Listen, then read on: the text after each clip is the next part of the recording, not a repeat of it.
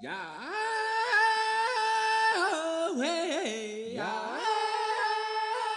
Flathead Reservation of western Montana consists of 3 distinct tribes: the Bitterroot Salish, the Kasonka Band of Lower Kootenai, and the Upper Kalispé, commonly known as the Upper Pend Oreille. Since time immemorial, our collective tribes have coexisted in western Montana and surrounding territories. The Salish, Kootenai, and Pend Oreille often shared seasonal fishing areas, bison hunting trails, and gathering areas for staple plants such as the bitterroot and camas bulb. These geographical areas include Flathead Lake, the Upper and Lower Flathead River, and the Bitterroot, Kootenai, and Clark Fork River systems.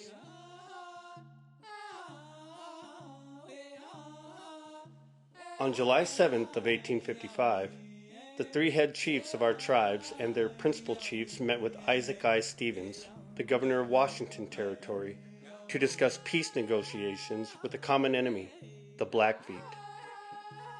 However, the council conversation soon gravitated to the real reason Stevens was negotiating a peace treaty with tribes not at war with the U.S. government: land cessations.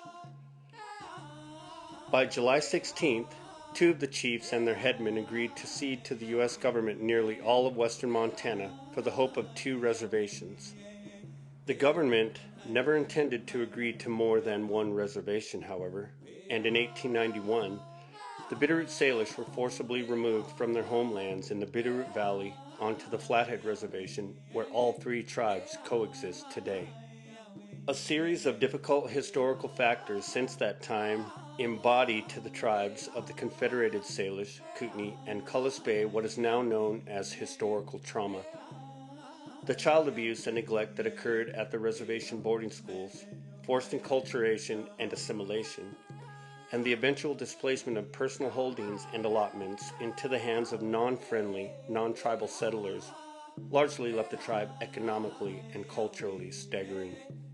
Over the years since the development of the CSKT tribal government, our resilient tribes have developed and created programs that offer our people paths to personal, family, and community success.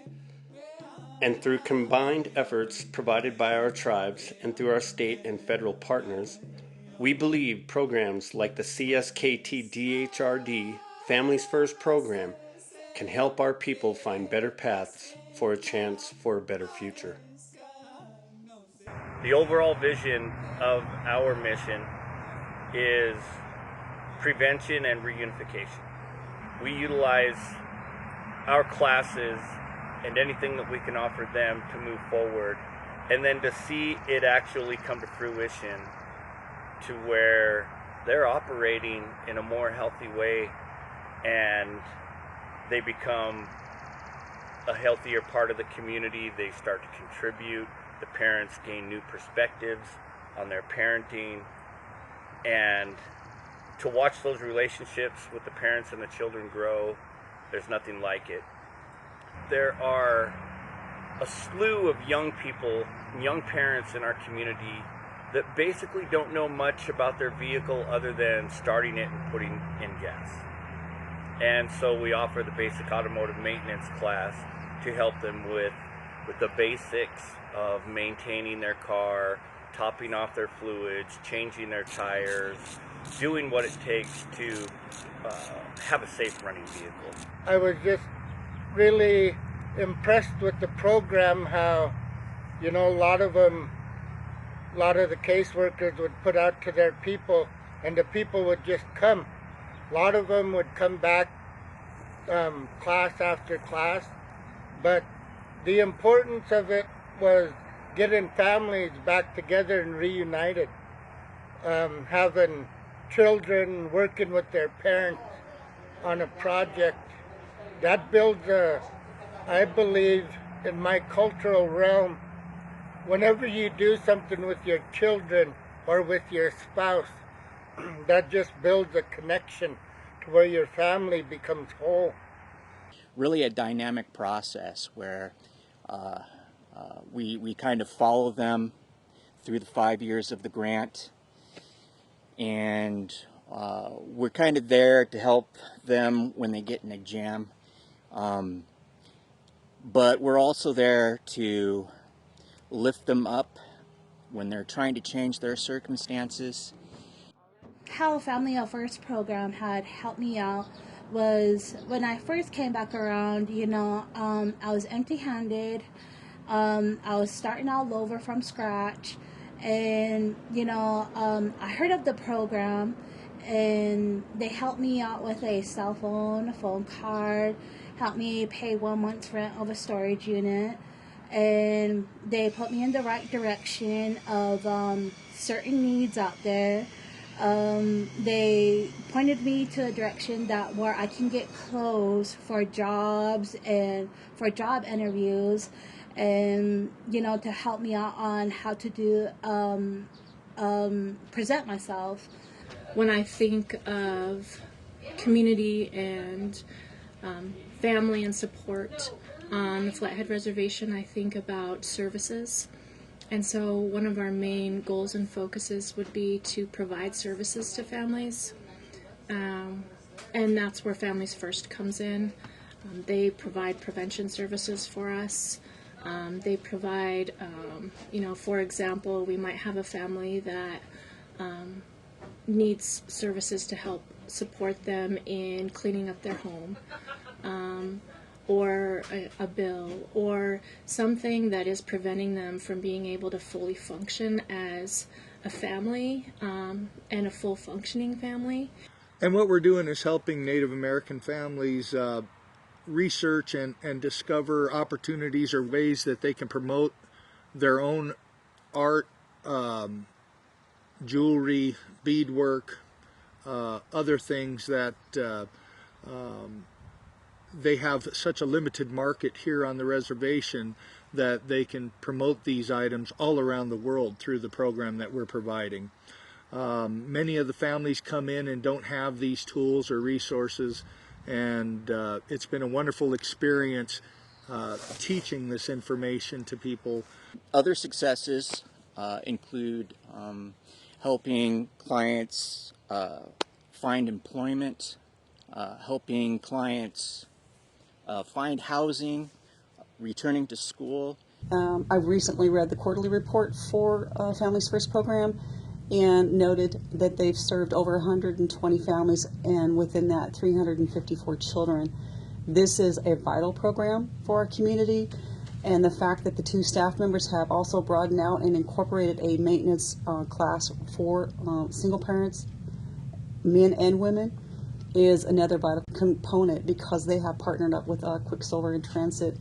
And working with Families First program has been kind of unique because, we haven't had very many extra mechanical positions to help an individual out. But with Families First, they bring in individuals that their vehicles need work and don't know how to do it. It costs a lot of money to take into a mechanic shop.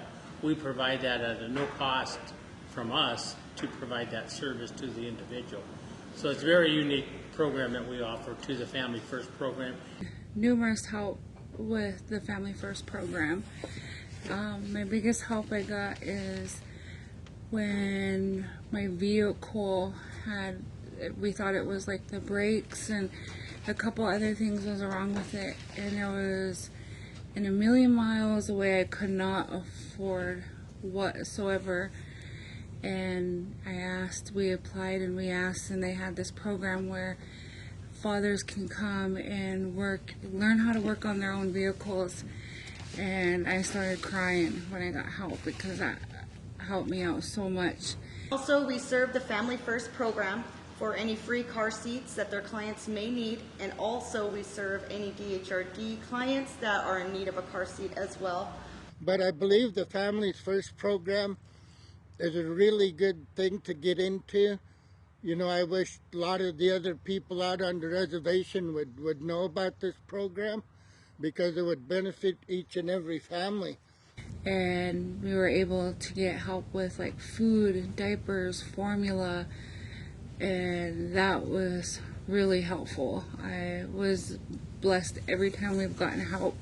We even got help with our phone, to be able to stay in contact with our work, our counselors, our doctors, even our kids' doctors.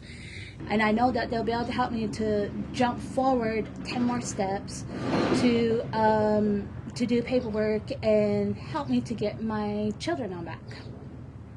What we think about when we think about families and health, we think about children that are healthy, fully functioning, and that they have parents that are able to fully be able to take care of their kids.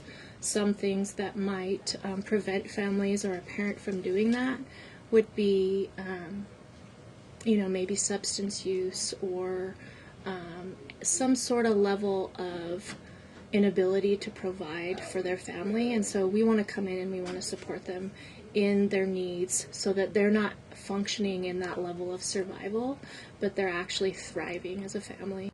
And one of the things that I would like to applaud is the staff, the professionalism in the staff that are in the Families First grant, and their ability to not only do that job, but to also work in the community, helping the Boys and Girls Club, partnering with different churches to meet the needs of the community members, including our DHRD staff who have also been assisted through this program. You have to try a lot of things. You have to try to better your life, even in little things, not great big things all at once, because you'll get disappointed and not finish it. So start with the little things. I would like to see some families get together and do something like this. Teach the younger ones how to do this, because it'll come back in later years. You can teach a child 10 years old, and it'll come back in later years.